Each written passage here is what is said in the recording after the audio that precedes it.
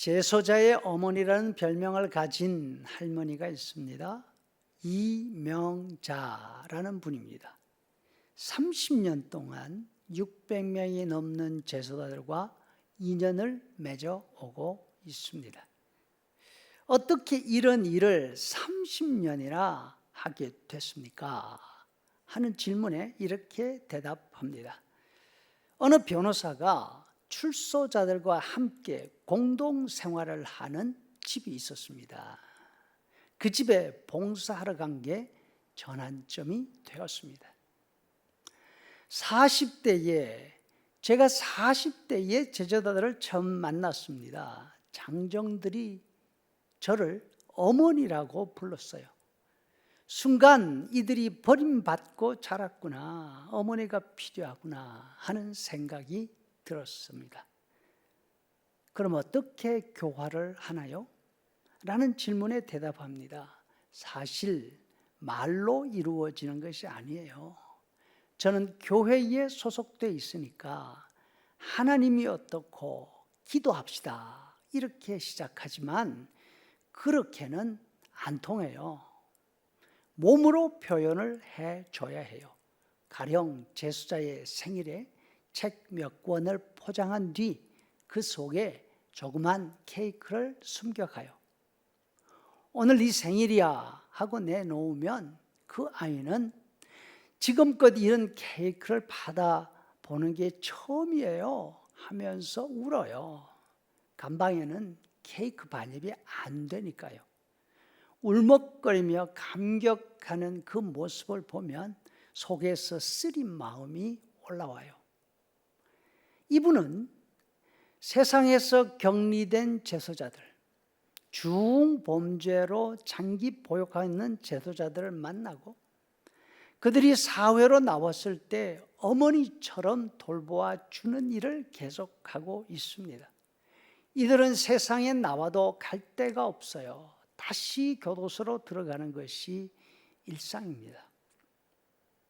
사람을 변화시키는 데 참여하고 세월이 흘러 그 열매를 보게 될 때 제 기쁨이 있어요. 그런 아이 중 하나가 유명한 탈주범 사건 김성진입니다. 그 아이는 25년 살다가 작년 초에 출감했어요.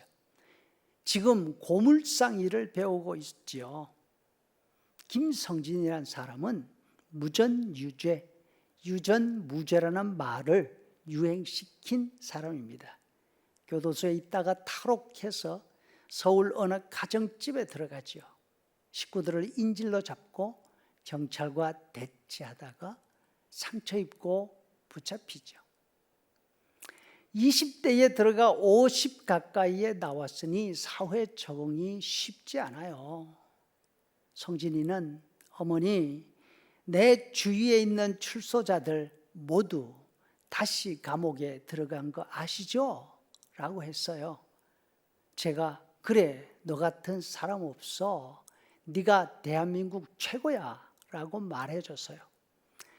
내가 인정받는구나 하는 자존감이 생기면 나쁜 길로 빠지지 않아요. 한 사람에 대한 관심이 세상을 조금씩 밝게 만드는 거죠.